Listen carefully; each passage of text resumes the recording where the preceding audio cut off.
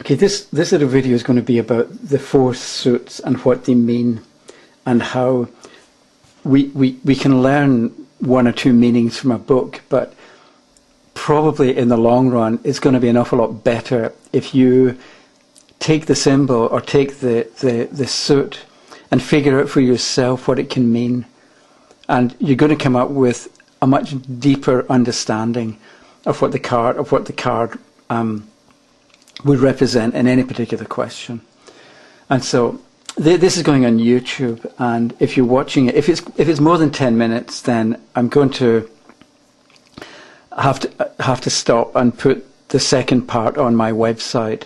And this is partly because still at the moment it can take me like a whole day to upload to YouTube. For some reason it doesn't want to accept, and I get error messages and I've got to do the whole thing again, and you wait like 15 minutes to upload, error message, try again, and I get kind of tired with that. So that's why the whole thing may not be on YouTube. The other thing is I'm putting together this course, and with each card that I look at, I keep wanting to explain or describe or suggest what the card could mean and come up with a question. So let's say the Ace of Cups comes up, and the question is, what's going to happen in my romance?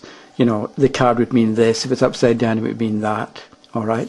So the only thing is, and I can't believe it, but it's really hard to come up with questions or to think of questions that aren't just what's going to happen in romance. I did manage to come up with one about, will I pass my driving test, relating to the Emperor and the Emperor reverse and what that would mean, let's say, if that were the question.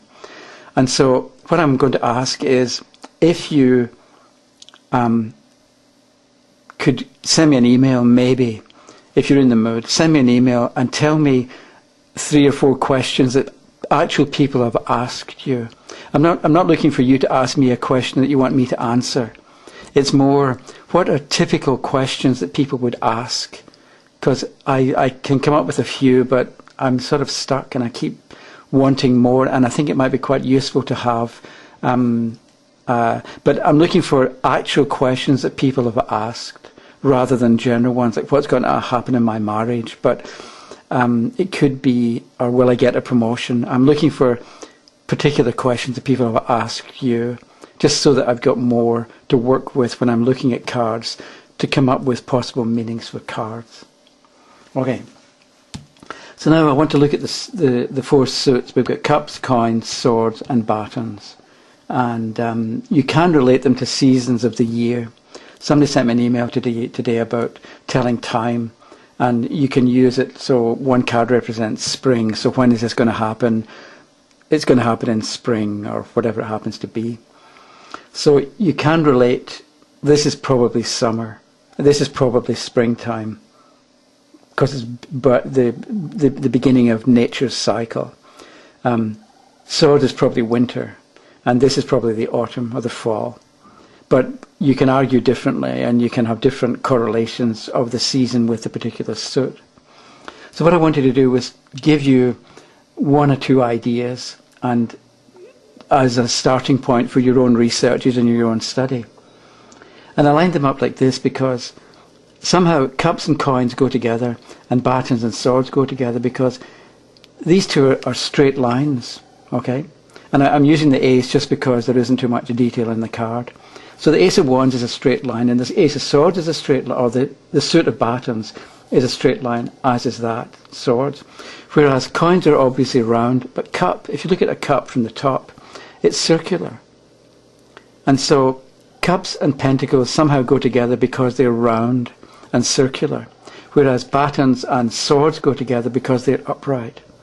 So you get a different atmosphere, let's say, between these 2 suits and these 2 suits. So what do we say? What's the difference between round and straight? And you could look in a book on symbolism and find out what traditionally would be meant by something that's round. But if you think about it for yourself, if it's round, it's got no beginning and no end. And so coins and cups can represent experiences that we go through time and again. It's like a cycle. Whereas The Ace of Wands and Swords, because they're straight and sort of upright and stand alone, or they stand on their own or with other people in the same suit. Let's say you get 5 batons. So somehow there's a difference between roundness and straightness. And if you think about that and develop a bit of understanding, you're going to have a bit more in-depth information about the meaning of a particular card. And you're also going to say things about the card that you wouldn't have said if you hadn't figured out that cups are round, and you know something about what roundness means. Because you can somehow, straight lines represent masculine factors or male factors, and round shapes represent feminine.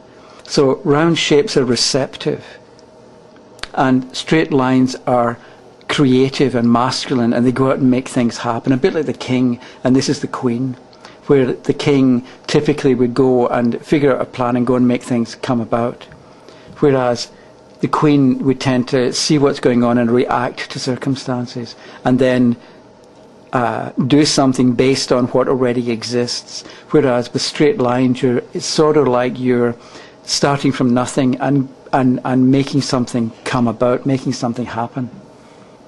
So think about the difference between round and straight, and what they mean to you, and what they mean. And you can also look at see where you find round shapes in the world and straight shapes in the world as well. And that'll give you a bit more information about the difference between round and straight. So that's one thing, right? These two, roundness, these two, straightness, and what does that mean? Okay. Let me move these to the side, because it might be useful to compare 2 cards. So maybe cups and swords are opposite each other, like 2 sides of the same coin. And maybe cups and batons are opposite, you can say. I think we should consider all 4. So pentacles and swords, pentacles and batons, cups and swords, cups and batons as well. And see what you get, what other information, what extra information you get from considering the difference between a cup and a sword. There's the difference between a cup and a baton. And so somehow, the cups looks like happiness, and swords looks like sadness. Because here you've got a cup, and it's sort of enveloping and bringing people together. Whereas sword, you're on your own maybe, or you're standing, and you've got to fight, and you've got to enter battle, and there's conflict with other people. So it's a bit like this is happiness and this is sadness. Is one way of looking at the Suit of Cups, generally speaking, and another way of looking at the Ace of Swords. So this is happiness in one form or another. And maybe it's tears when it's upside down with the fluid pouring out. And this is sadness. Maybe it's sadness you can handle and you don't mind, whereas this is sadness that you really can't handle and you do mind. Okay. We could also look at cups and wands as being opposite to each other. And so, what's the difference between cups and batons? And somehow, again, I'm looking at cups and thinking community and people joining together for one reason or another. Whereas wands, you're kind of on your own. So it may be that with cups, you've got support and you've got people helping you. Whereas with wands, it may be that you're more on your own. And you have to show initiative, and you have to make the first step, or you have to act to bring some